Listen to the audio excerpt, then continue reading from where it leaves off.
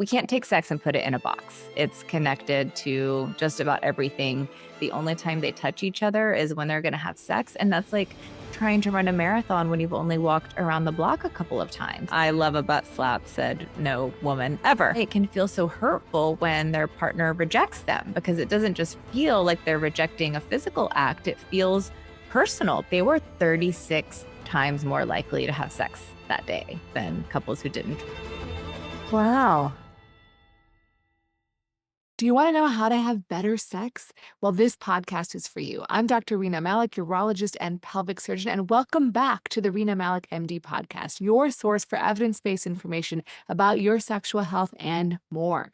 Today, we have a special guest, Dr. Emily Jamea. She's a certified sex therapist who's not only taken care of thousands of couples over her career, she's also published and researched couples and ways to improve their sex life. On today's episode, we talk about how to have better sex and how a sexual flow state can lead to the best sex of your life. We also talk about why it's important to have a sexual value system and how that relates to having better sex. We talk about how to initiate sex with your partner in a way that's actually desirable. We finish off by talking about self-pleasure and how you can do that in a way that is productive and useful towards having better sexual relationships. And we cover actionable tools on how to get better orgasms, deal with premature ejaculation, and erectile dysfunction. So I hope you guys enjoy. Let's get to it. Dr. Jamea, Emily, thank you so much for joining us. Thank you so much for having me today. I'm thrilled to be here. So I want to start off our conversation by asking you, what is good sex? Oh gosh, that's kind of like a beauty is in the eye of the beholder type of question. I think that at a very fundamental level, we need mutual consent and mutual pleasure. If those two things are not present, then it's not good sex. I focus on the book, I think more on the pleasure component of it, like how to make really good quality sex in a way that's probably a bit more holistic than a lot of existing books out there. Because I look at the individual, I look at the relationship, I look at the environment. There's just a lot of things to consider in determining the factors that make for great sex. So let's break that down. Let's start with the individual. What makes for good self-pleasure and learning about pleasure in your own body? A lot of things, and I can't just narrow it down to one thing. So what are some tips that people can use you did mention in your book, some tips for self-pleasure. So what sort of things can you do when you're self-pleasuring that will ultimately lead to better pleasure for yourself and potentially for your relationship? I think we've gotten a bit too detached from the body when it comes to self-pleasure. So look, I am not, anti-porn or anti-vibrator or any of that sort of thing. But I think for people who are maybe struggling to quiet the mind and get into the body, I kind of discourage relying too much on any external, visual stimulus or even like listening to erotica or reading erotica, just to really tap into the sensations that we're experiencing in the body at any given point. Because I think there's a whole internal world there that, for many reasons we kind of lose touch with. And so when someone is learning again how to get back into the body, I say, do what you need to do to kind of get relaxed, but then see what you can do to kind of let arousal build within your own body naturally and explore what happens. So primarily using fantasy. Is that what you're kind of alluding to? It's really tuning into the body's internal cues. So, lighting a scented candle, for instance, can help kind of bring you in touch with the sense of smell. Or, of course, when you're with a partner and you're kissing them, focusing on how they taste or listening to the beat of their heart. Things like that, I think, really help us get back in touch with the five senses in a really powerful way. Fantasy is great. Encourage people to tap into that. But the first chapter, Sensuality, is all about getting back in touch with the body. I talk to a lot of people, women in particular, who struggle to quiet the mind during sex. They are distracted by the mental load, the never ending to-do list. And it's interesting when I noticed that this was a pattern among a lot of my clients, as I said, women in particular. I called up one of the first sex therapy supervisors I had to kind of get her read on it, because she had retired around the time that I was entering the field, and she had been a sex therapist for like 30, 40 years and retired before smartphones really took over our lives. And I asked her, I said, what do you remember about people being unable to quiet the mind? Because that was always the phrase that my clients were using. And she said, she thought about it, and she got back to me and she said, we had people who'd get distracted by body image, or men who would worry about whether or not they would get an erection. But she said, I just don't remember people complaining about the kind of distraction that you're describing. And, I thought about why that is. And, our smartphones have allowed us to multitask all day long, which kind of trains our mind to have split attention. Rarely do we just eat when we sit down for lunch. We're checking emails or scrolling Instagram. Like, we're constantly doing two things at once and not really tuning into our bodies at any point throughout the day, because we've just got this like information overload, especially on days when you think you want to be sexual. Single tasking as much as possible. When you're outside for a walk, just feeling the warmth of the sun on your face, not listening to, a podcast or something like that at the same time, will really can be very transformative for people. A lot of the research participants I talked to described how sensual they were outside the bedroom and how those skills translated in. And so I think that's important for people to remember.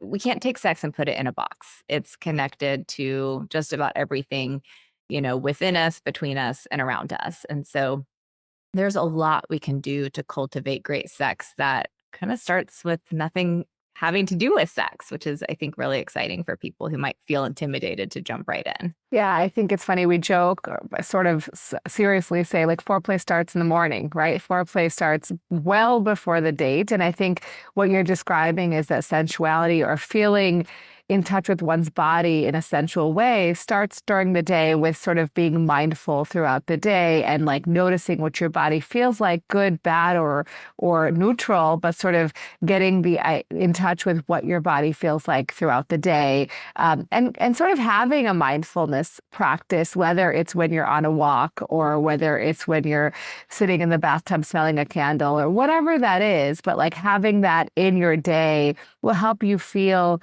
more sensual, so that when you're in the bedroom, you're going to have more sensuality. Is that right? That's exactly right. And, mindfulness has become such a buzzword, and it's a great first step. But, remember, this book is about like taking sex from good to great, so mindfulness is amazing in helping people, overcome issues around sexual dissatisfaction, sexual dysfunction, things like that. But mindfulness is a very active process. Mindfulness means you are noticing the intrusive thought, detaching from it, getting back in touch with your body, and kind of like repeating that cycle the whole time, which in and of itself can be a bit distracting. People who are in touch with the senses are more embodied than that. So like people would say things like, my hand just kind of moved there because that's where it wanted to go. They would talk about sensations in a way that was almost detached from the mind.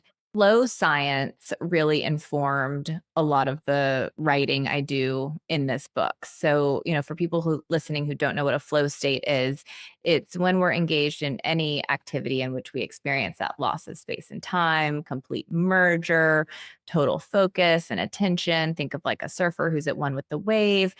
And when we're in a state of flow, the mind quiets down. This phenomenon referred to as transient hypofrontality happens, which means the prefrontal cortex part of the brain goes quiet. And that's when the never ending chitter chatter in our mind turns off, which is what makes the experience in part so blissful. So if you're kind of actively engaged in a mindfulness process during sex, you're probably not in a flow state. It's a good first step, but it's not the last step. I think we can take it a step further than that. So in terms of someone who's never done any of this, right, gotten in touch with their body, they're always on their phone. And this is a lot of people, right? A lot of my audience, a lot of people who are just, they're busy, right? They work a lot, they take care of kids, they have aging parents, they may have, hobbies and friends and things they're doing all the time, right? And they're on their phones and connected to their devices. So what is a good tool that someone who wants to start sort of getting in touch with their sensuality, becoming a bit more mindful, that's not really overwhelming for them, that they could start doing today? I think an important first step is to look at where you can trim some fat from your life. I mean, we are overcommitted than ever before, and it's no wonder we're stretched too thin. I think you can have it all, just not all at once. And so if your sex life is really struggling and you feel like you are one of those people who has become not a human being, but a human doing, then you really want to take a step back and look at, what commitments can I maybe kind of put on the back burner for a little while. Spending time in nature is a great way to get in touch with the body. I think, I'm a city dweller myself, and, I have to be very intentional about trying to get in nature when I can. That can help. And I think women in particular need to take a bit more time to transition from the craziness of the day to the singular focus of sex. This does not mean pouring a glass of wine and numbing out, which is what a lot of people do, and actually has the opposite effect in terms of enhancing embodiment and satisfaction. Taking literally 30 seconds and doing some deep diaphragmatic breathing before getting in bed with your partner, touching your partner more. I mean, I can't tell you how many people I talk to who live like two ships passing in the night, and the only time they touch each other is when they're going to have sex. And that's like trying to run a marathon when you've only walked around the block a couple of times. Like, those pathways just aren't primed enough to fully immerse yourself in the experience. There's been some really interesting research on touch over the last few years. They took a group of couples and they prescribed, touch, and told them how long to touch each other each day. And they found that, couples who started touching each other more, this is not sexual touch, this is just like cuddling, hand holding, things like that, noticed a direct positive effect on relationship satisfaction, improvement in desire for the lower desire partner. And this was true even for people who didn't value it. So, think of the person who says, well, I'm just like not a touchy-feely person. Like, even for those people, there was a really strong positive effect. And those changes were sustained over time. So, I tell my couples to carve out little rituals, whether it's like hitting the snooze button and just snuggling in bed for an extra few minutes in the morning, or instead of, retreating to opposite ends of the sofa to watch your TV show, like at least try to get in the little skin to skin contact. Like, it actually goes a long way and in helping ease the transition into the erotic space. So what I'm gathering is, like, one, maybe these are things you can do as a couple. You can go for walks in nature and say, hey, we're going to leave our phones at home today, and we're just going to walk side by side and be in nature. We might hold hands. And that's sort of a great way to kind of add all the things that you're doing, that you're thinking about or saying, to improve sensuality and also improve touch, which will then lead to better sex later on. Exactly. Yep. And the thing, Rena, about each of these qualities or secrets, as I call them in the book, is we are born with this stuff. I mean, look at any baby. They are exploring the world in and only through the five senses. We are all born curious. We are all born vulnerable, with the ability to adapt and with the ability to attune. So, this is not about becoming someone you're not. It's about reconnecting with qualities that are already there within all of us, but that we've just lost touch with over time and for various reasons. Are you sick of going to the doctor only to have them talk at you for 15 minutes and leave without knowing exactly why they're prescribing you this certain medication and what exactly the next step is to take to optimize your health? Wouldn't it be great to finally find a doctor who actually listens to you, answers your questions, and doesn't rush you out the door? Well, at my practice, Rena Malik MD, I aim to do just that. I specialize in taking care of patients who have issues with their sex lives, issues with their bladder, with their hormone health, or are having pain in their pelvic region or with sex. My goal is to give you the time and attention you deserve so you can leave with a clear understanding of your condition as well as our treatment plan that's optimized for your goals. During your visit, I'm 100% present with you for an entire hour. And after you leave, you can reach me. It is super easy to send me a message through our secure portal, and I'll get back to you within 24 to 48 hours. No questions asked, no hidden fees. Scheduling is easy. Just visit our website, renamalikmd.com/appointments. We see patients in both Irvine and Beverly Hills, California, and I see patients virtually in California, Florida, Illinois, Maryland, New York, New Jersey, and Virginia. Oh, and don't forget Texas. If you're outside these states, consider seeing me for an educational visit.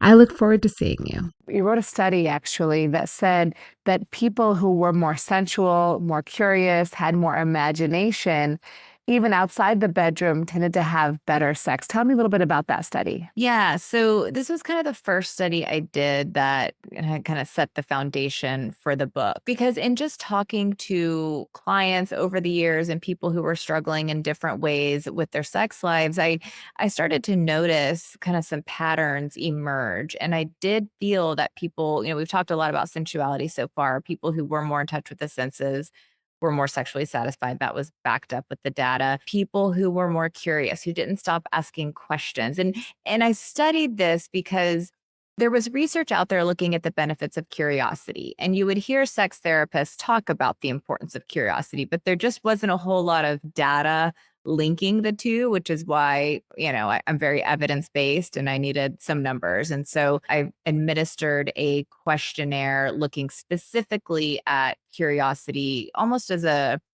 trait, kind of a personality trait in people, and found that yes, they were more likely to report greater levels of satisfaction. What was interesting though is people could score high on curiosity, high on sensuality, imagination, those sort of things. But if they were not in a secure relationship, if they felt unsafe in their relationship for any way, emotionally, physically, you name it, sexual satisfaction scores plummeted. So I think having a really, healthy, secure relationship is also a very important, piece of the puzzle, which is what the vulnerability chapter is all about. But yes, we found that yes, a lot of this starts outside the bedroom and then that energy kind of translates in. That's what I think makes the curiosity chapter really exciting because, a lot of people hear about how important it is to try new things in bed. And we know this from the research. Yes, novelty is a key for sexual satisfaction long term, but not always in the way people think of it. There's an interesting area of research looking at self-expansion where when we do something new as an individual or especially as part of a couple, like there was this one study where they gave couples new things like shucking an oyster for the first time. Like they were 36 times more likely to have sex that day than couples who didn't try something new. It was like not twice as likely, like it was pretty much guaranteed. And I think, for people who are feeling kind of like things have gotten monotonous, predictable, boring, like read the curiosity chapter, because that's where it's all about kind of opening the mind, tapping into fantasy, again, pulling from flow state science. One of the best predictors of flow is striking the right balance between challenge and skills. So if you imagine an XY axis with challenge on one side, skills on the other, on the X axis, let's say. And if the challenge of what you're doing is too high above your skill set, you'll feel anxious, scared, probably shut down, right? If the challenge of what you're doing is too far below your skill set, you'll feel bored. To get into flow, the challenge only needs to be 4% greater than your skills. That is not much, just 4%. I talked to one of my clients who I've been applying this work now to my clients for the past several years. And I wish this story had made it into the book, but the book was written by the time I worked with this client. But he said, I started trying to think more about that 4%. And typically we have sex in the missionary position, but I'm, supporting myself on my forearms. But what I did last night was I reached down with one hand and grabbed her, kind of held her hand. And then I used my other hand to like cup the back of her head. And like that was just novel enough that it drew their focus in.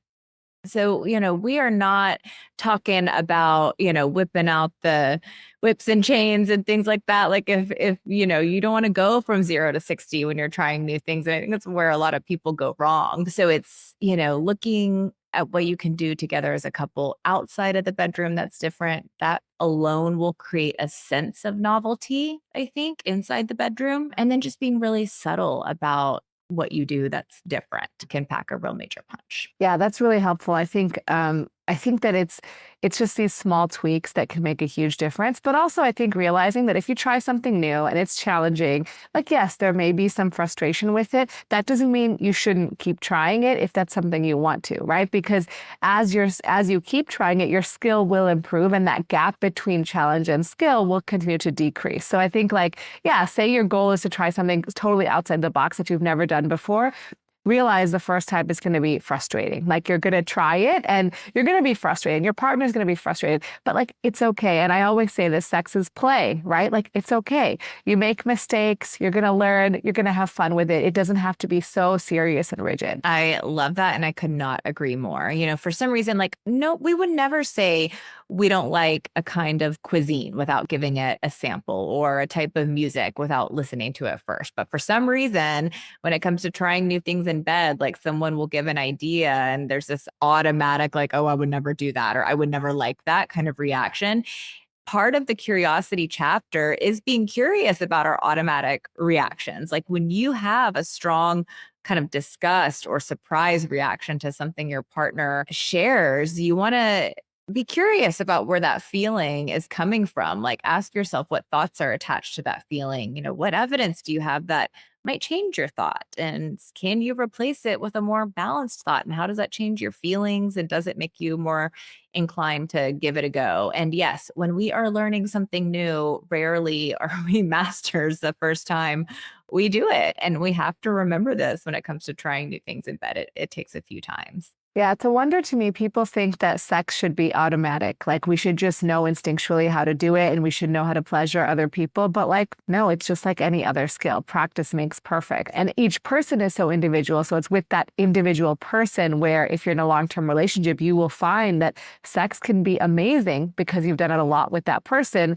as long as you sort of continue the curiosity, continue the novelty, and work on sensuality and all these things you discuss in the book, because desire is something you have to work at. It is not just like always going to be there. Exactly. In the attunement chapter, it's all about getting in sync with your partner. And I use the analogy of like a pair of ballroom dancers who've been dancing together for years and who appear to move as one unit. And I think that's what a lot of couples want to feel is like, it's not just them having sex with their partner. It's like they are kind of the gestalt of, two individuals coming together. The sum is bigger than the parts. But a lot of people feel kind of clunky, I think, when they're having sex, and it can feel a bit awkward. And usually that's because you're not doing it enough. Now, most of us don't have time, or it's not realistic to think you'll have sex every day necessarily. But when you've got long dry spells in between times that you're more sexual, it's going to be hard to,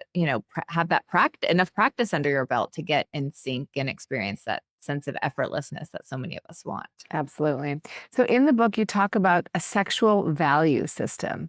So what is a sexual value system and why should we know what ours is? Yeah. So I think a lot of us don't realize how deeply we internalize ideas, beliefs that are put on us from, culture, society, family of origin, religion. And we take a lot of it for granted, compared to other behaviors in terms of or measures of health, rather, let's say, where there's a pretty kind of narrow range of normal when it comes to, like, let's take blood pressure for instance. Like there's a pretty narrow range of normal when it comes to sex. It's like I said at the top of the episode, like as long as there's mutual pleasure, mutual consent, anything goes. But a lot of us don't realize how narrow our ideas of what's quote unquote normal are. And so I have a questionnaire in the book about kind of picking apart your value system. So asking yourself questions like, what is the relationship between love and sex for me? How do I expect to be treated before, during, and after sex? This is stuff that I think a lot of us take for granted. Coming back to like the love and sex question, I think both men and women are brought up to decouple the idea of love and sex in a way. Like, on the one hand, people are taught, oh, save it for marriage when you are in love with someone and committed to that person. But because there is such a disconnect, I think, between teaching kids relationship skills and teaching kids sexual skills, the two concepts don't really end up kind of getting married to each other, if you will, as far as our ideas and understandings of those two things go. And what ends up happening is a lot of women kind of feel like sex is something they're doing for a man, or they don't think it's something that they will get as much pleasure from as male partners do. A lot of men don't even have the vocabulary to express to their female partners that sex is an opportunity for intimacy and connection for them. So what ends up happening is, stereotypically in heterosexual couples, the male partner will say, well, I want to have more sex. And they say it in a way, and it's understood by women in a way that kind of reads like, well, I just want to have more orgasms, or I need more physical pleasure. But really, it's about love and connection for them. And so I work a lot with both men and women on getting those two concepts to kind of overlap with one another so that they're seen as one and the same. That's, what the vulnerability chapter is all about. I think when we disconnect from the emotional element of sex, we're kind of reducing it down to just this juxtaposition of body parts and not really tapping into our full erotic potential as humans. So I think that's, just for example, a really important element that people need to spend some time thinking about. You mentioned decoupling sex and love. So we learn about love from our parents. They're the first people who give us love. So how does that relationship then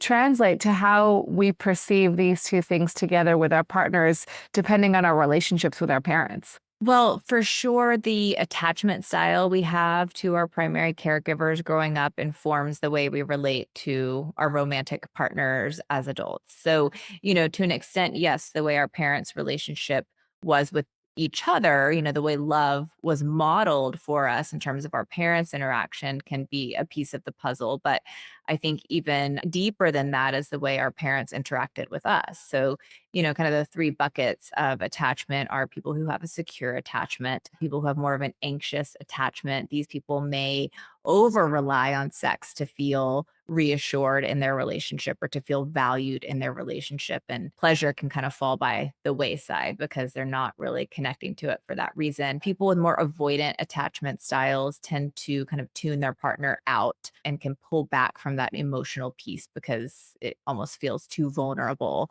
for them to go there. And so I do write about attachment theory a little bit in the vulnerability section and kind of understanding how that translates into adulthood and specifically in the way we interact with our partners sexually. So I do think that's an important piece of the puzzle as well. Yeah, that's so interesting. You also mentioned that men don't have the vocabulary necessarily. And I find that that is a real challenge with my male patients is that, say they do go to sex therapy, they often feel like, well, my partner has all these words and she's able to really tell what she's feeling, and it makes me feel almost overrun, like I don't have much to add, or I feel like I'm not going to be heard because I can't really communicate it well. So how do you sort of balance that? Because I really want my male patients to feel like they're getting value from going to therapy. And I find that sometimes they really struggle and then they hear these stories and they feel nervous. And I think that's a challenge. For sure. It's important for guys to know it's a developable skill.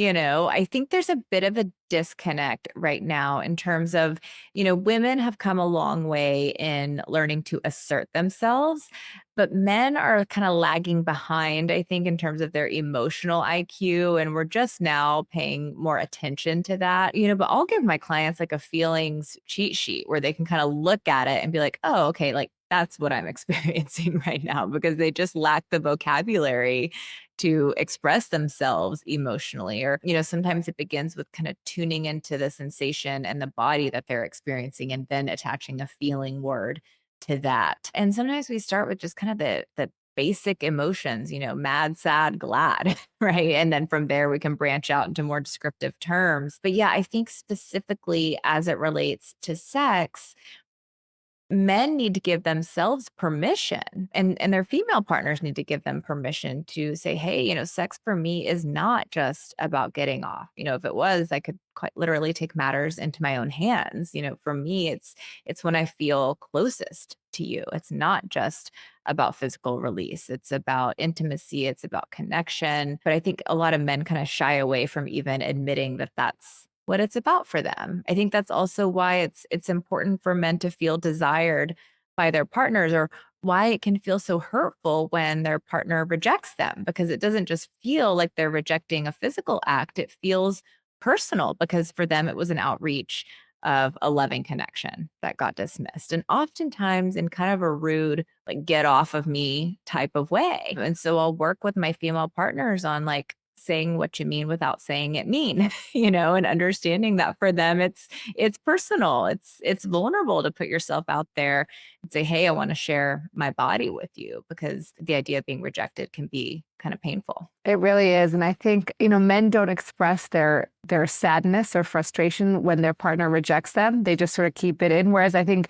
women, we are very quick to tell men how we feel, probably because how we're raised and how society tells us, to behave. Whereas men are taught a little bit to be more stoic in society, which I think is a challenge, right? Like, if women don't hear it, we can't read your minds. And I think men also say the same thing about us. But I think this is a situation where, the script is reversed. If I don't know I'm hurting your feelings and you allow me to keep doing it, then that's something that you have to tell me. Like, hey, that's disrespectful. That hurts my feelings. Like, if you don't want to, just say no, or just say, no, thank you. Today, I'm not in the mood, or whatever it is.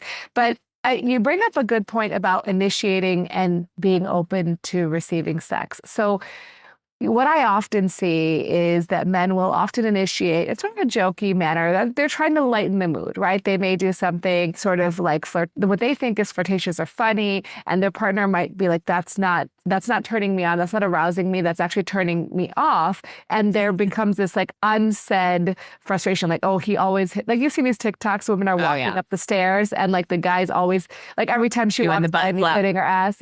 Yeah.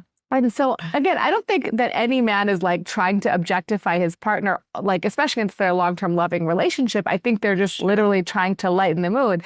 And women are like, ew, that's a turnoff. And this happens so often. So do you have any like tools or techniques that people can use to sort of bridge that unsaid gap? Yes. So true. I mean, I love a butt slap, said no woman ever. And so it just doesn't do a lot for female partners. Instead of just telling someone you don't like something, follow that up with what you do like. You've got to give people some kind of tangible idea of what it is that would turn you on. So if it's not the butt slap or the boob squeeze, like, what is it? Is it just physical touch and letting a cuddle transition into more? Is it them, doing bath time, or let's say getting dinner ready so that you can go take a bath and have the extra time to relax? Is it a sexy text message earlier in the day? Is it a more, overt, would you like to have sex tonight type of question? Is it, setting out some lingerie, or like lighting a specific candle to indicate that, you are in the mood tonight without necessarily asking directly? So I think there's a lot of ways to initiate sex. I have to dig up, I did a post on this maybe a year or so ago, but I think we don't often think about, okay, I know I don't like that, but what is it that I do like? Like, that's the piece of the conversation that's missing for people. And coming back to the sexual values, like something we have to think about before we can share with our partner. Yeah. And I think realizing that often either you're the initiator or you're the rejector. And if you're in one of those camps, like, being the rejecter plays an emotional toll, but initiating and getting rejected also plays a huge emotional toll, which leads to like avoidance of sex altogether, which is not what we're trying to do here. No. And to your point earlier about like when men are rejected and they don't know how to express the effect that that has on them, what a lot of them end up doing is getting pouty and prickly, which just turns their female partners off even more because it's kind of like toddler type behavior.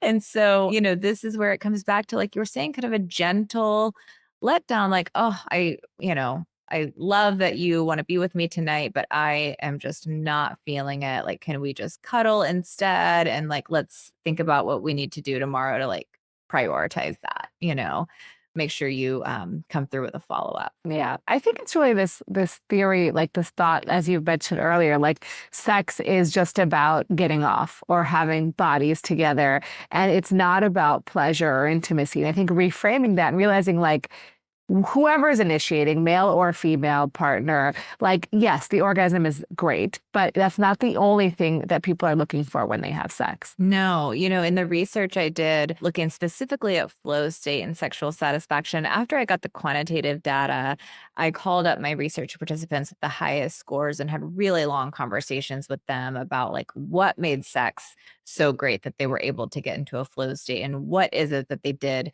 to get there.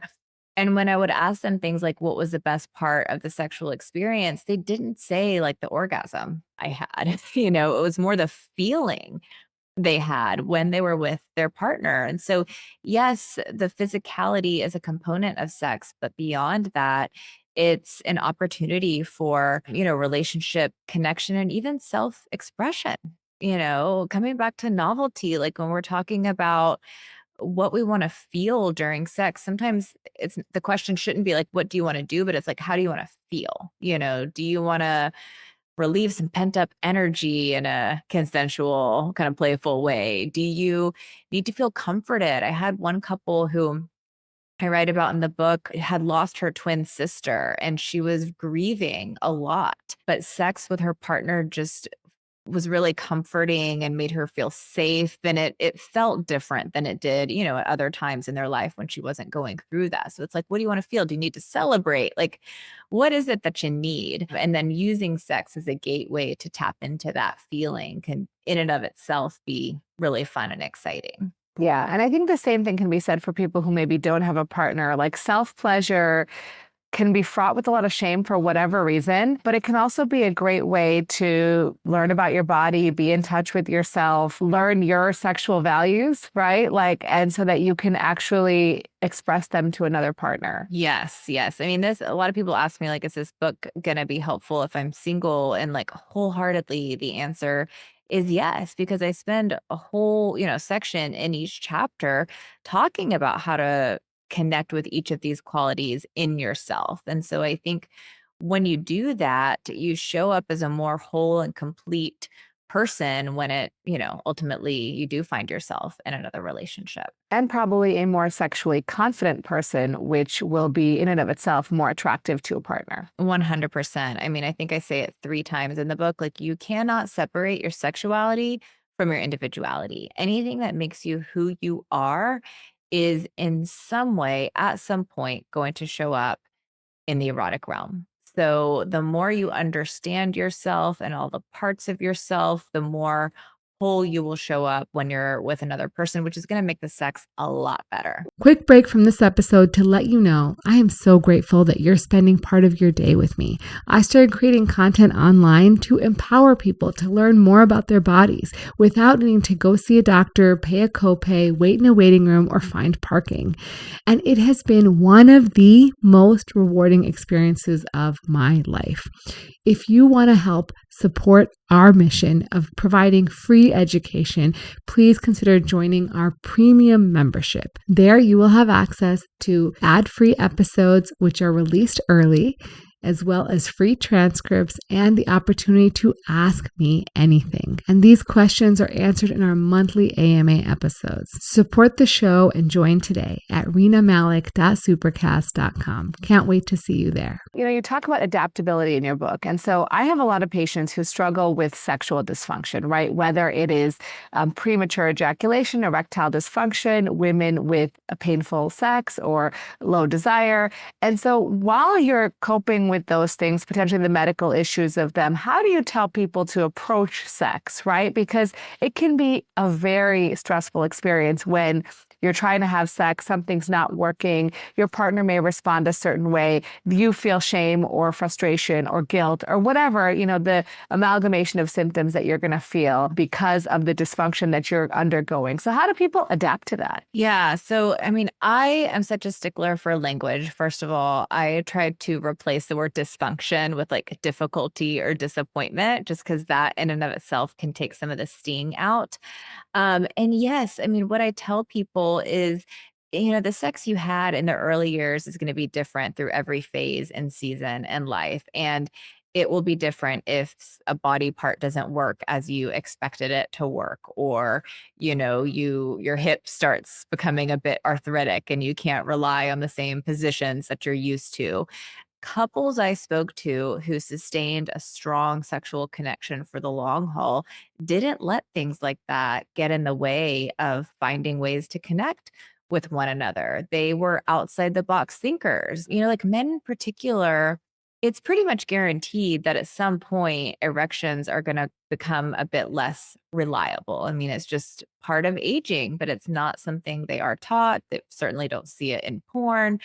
Same thing for women. As women age and become postmenopausal, orgasms can become more difficult. But again, when I talk to my research participants about what made sex really great for them, they didn't say the strong erection or the orgasm. That was a piece of it. And yes, that's pleasurable, but it's more how they felt. And so I think to navigate those kinds of hurdles, you have to stay connected to the feelings that you want to have and to your commitment to one another, and working through some of this stuff as a team.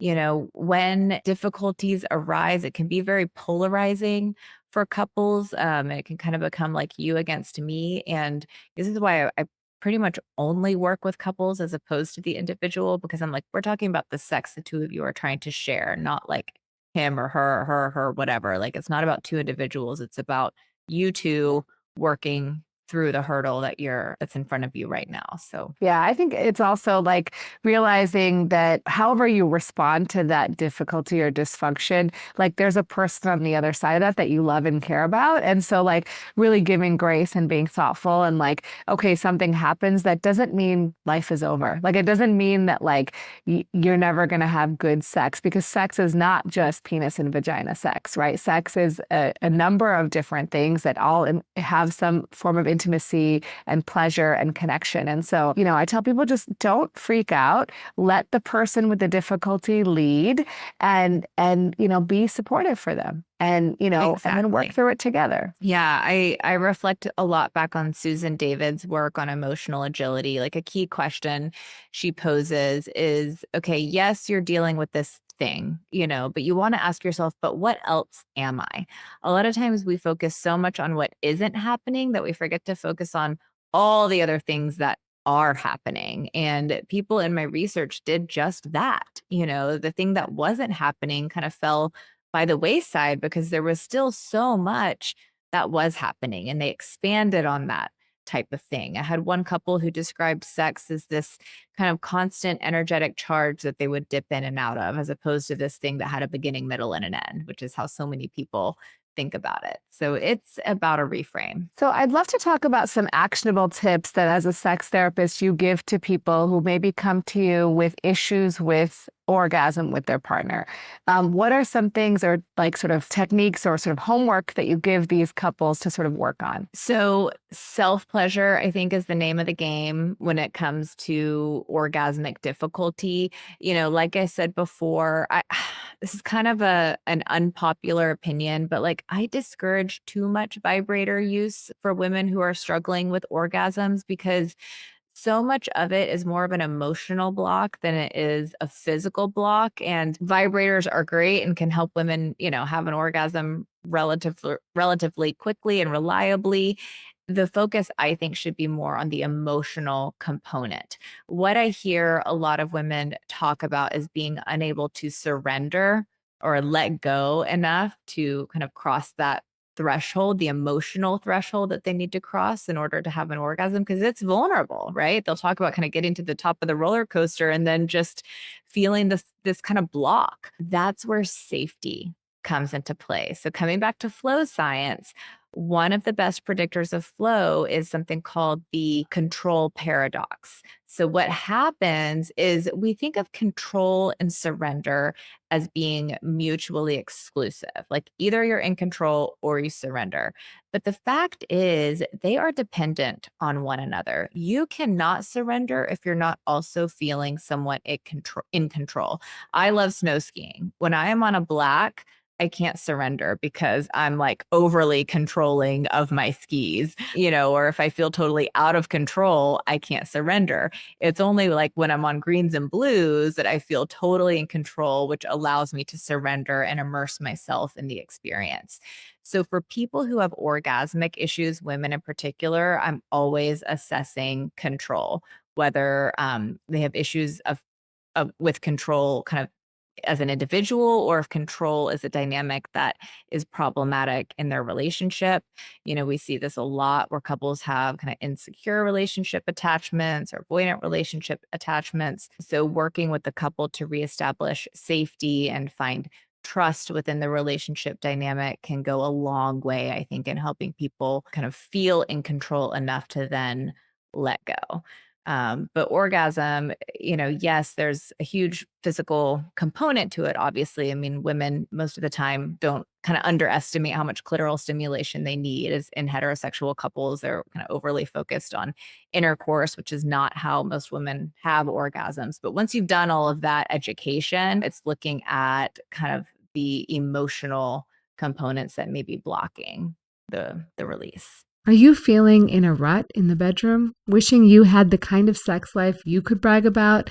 I've spent years helping patients and creating content for people all around the world to improve and optimize their sex life. Today, you can get my knowledge for 100% free with my new ebook called Better Sex, Better Life. In this ebook, I review my top 10 tips for improving your sex life, all from the comfort of your own home. All you have to do is go to renamalikmd.com/morepleasure to download it for free today. And then what about for men with premature ejaculation? Yes. So for premature ejaculation, I'm really working with men on identifying when they are approaching that point of no return.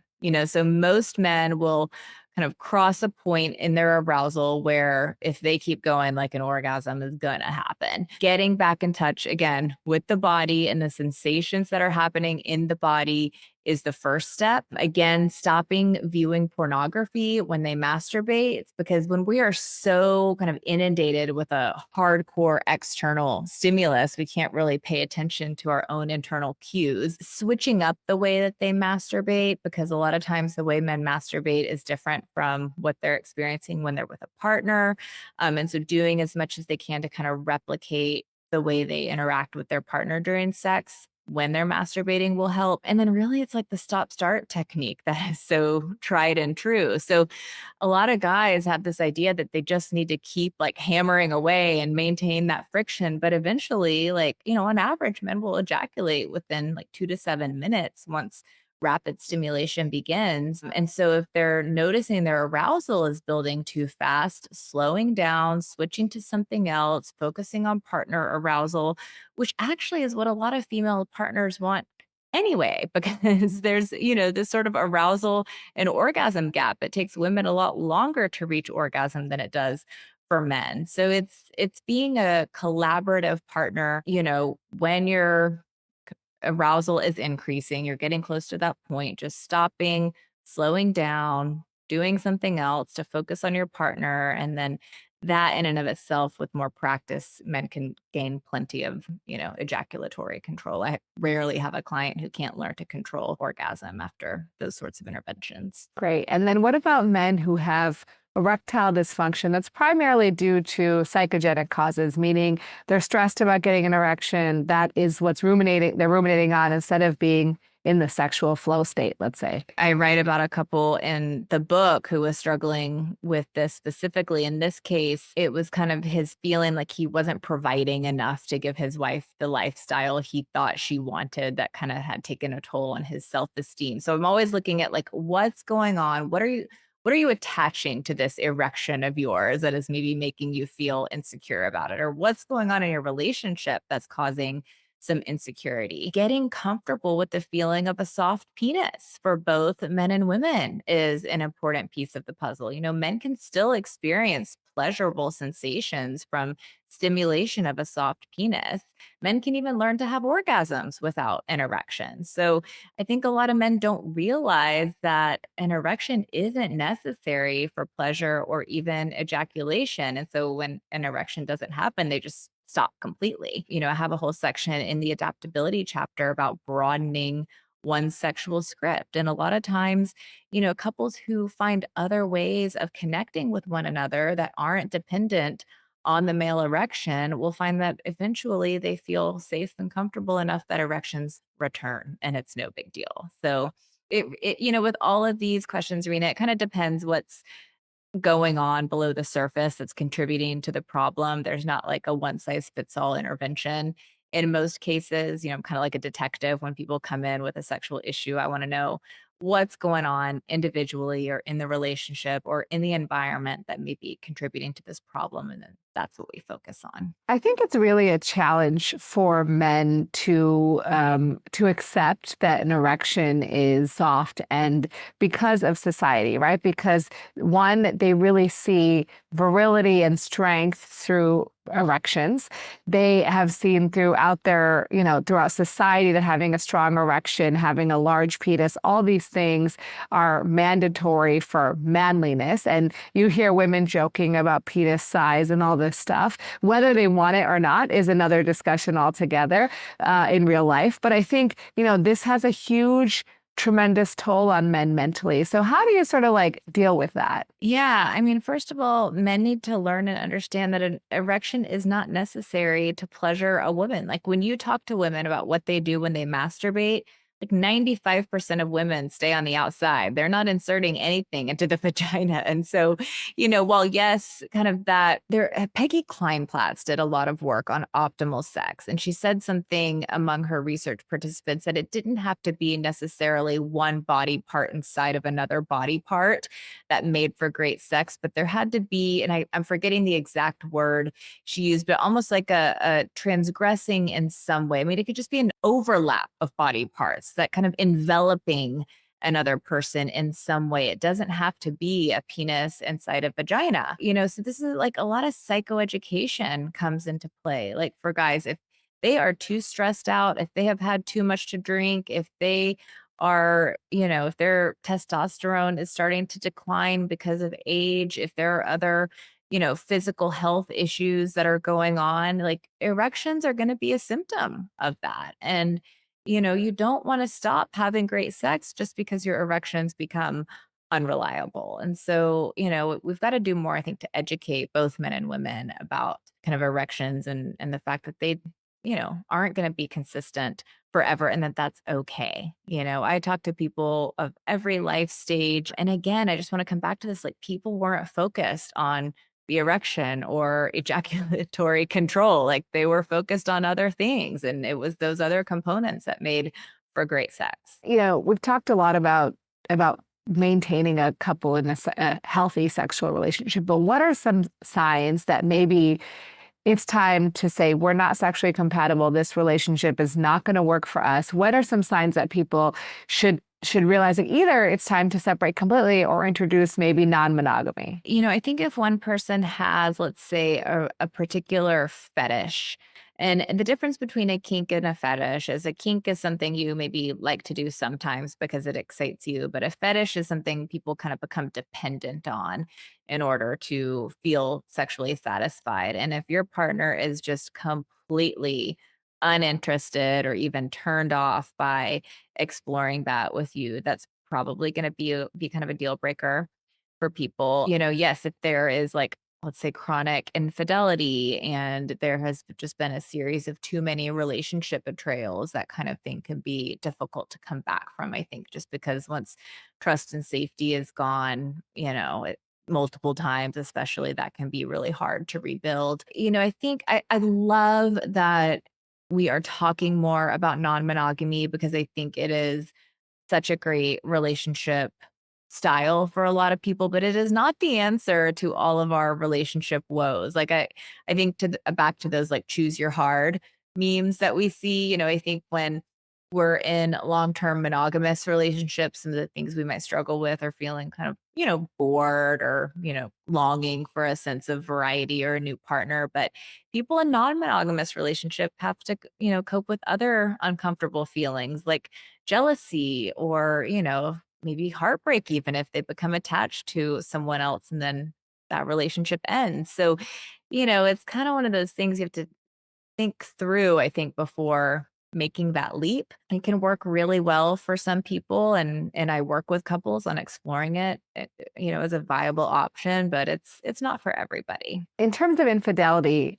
if it's, a single incidence or maybe, a single incidence with one person, how do people come back from that? Once the immediate crisis is over, and, it kind of depends, I think, how the betrayal came to light. People tend to have a more significant traumatic experience when it's discovered as opposed to when it's disclosed. So when it's like accidentally discovered, that can kind of be a bit more damaging than if the partner were to say like, hey, I have something I need to talk to you about. I mean, that hurts too. But once the dust has settled and I've done like some trauma work with the one who has been betrayed and, with the one who stepped out to kind of understand what was going on for them. And once they have ended the relationship that they were having with the other person, we do a lot of insight to understand, what, if any, dynamics were at play that may have created conditions that caused this person to step out. And most of the time, there is some degree of emotional or sexual disconnect. And that can be for a lot of different reasons. But I think understanding and identifying what the disconnect is and then healing it and then recommitting to one another, understanding the relationship you have moving forward is going to look different than it did before this happened. But people who get to that point can actually have really healthy, vibrant, intimate relationships on the other end. There's this whole area of research now on post-traumatic growth, which I just love. For a long time, we just focused on people who had like PTSD and what the dysfunction was surrounding that and kind of staying in the trauma and the hypervigilance and the anxiety and the lack of trust or whatever. But this area looking at post-traumatic growth is specifically studying like what are people doing differently who come out on the other end. And they're really finding that it's about how they process and understand and make sense of the trauma that is the difference. And this is where therapy, I think, is just kind of the gold standard for couples going through this. I don't think it's something couples should try to like white knuckle on their own, because really only a therapist can help you, I think, kind of peel back the layers to the onion and help you process and ultimately integrate what happened in a way that will create maybe more complexity to the relationship, but that's not always a bad thing.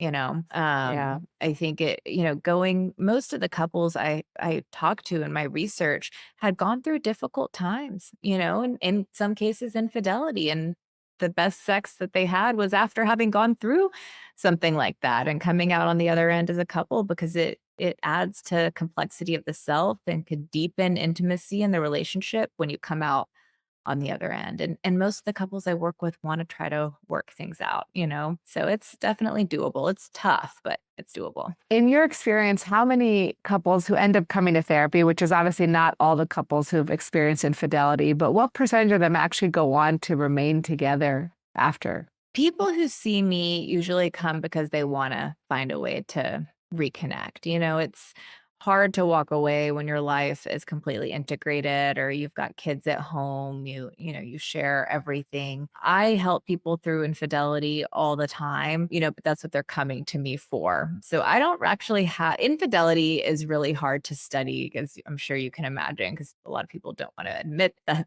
they're doing it. And, it's just hard to get really clear data on. It's a bit all over the place, but I don't know the number of couples who stick it out versus stay together. And I think there's a lot of factors that come into play, like how long they've been in relationship with one another, whether there are kids at home, how financially dependent one person is on the other. Those things all, I think, kind of dictate whether a couple tries to work things out or not. Okay. So anything else that we haven't touched on in today's episode that you think is important for people to know about their sexual health and about desire? I think, the takeaway message is kind of depending on what your relationship needs. There's something in this book for everyone. If you are living like two ships passing in the night and life is chaotic, like take a look at the sensuality chapter. If you are bored and things have become monotonous, the curiosity chapter is for you. If you feel like you are kind of stuck or blocked because of some hurdle, adaptability. If there is emotional disconnect, vulnerability. And then everything kind of comes together in the in the attunement chapter. But what I want people to know is that great sex is not just for the young and able-bodied. I mean, I talk to people in every stage of life about how to sustain passion for the long haul. And I truly believe that where there's a will, there's a way. So don't give up hope if you're feeling disconnected. It's wonderful. So we end our podcast on questions that we ask everybody. They can be about you, they can be about desire, they can be about your life, whatever. What's something you know now in your life that you wish you knew earlier? I think I wish I knew I could be this patient, that I could learn to be this patient, and how great it is to be patient.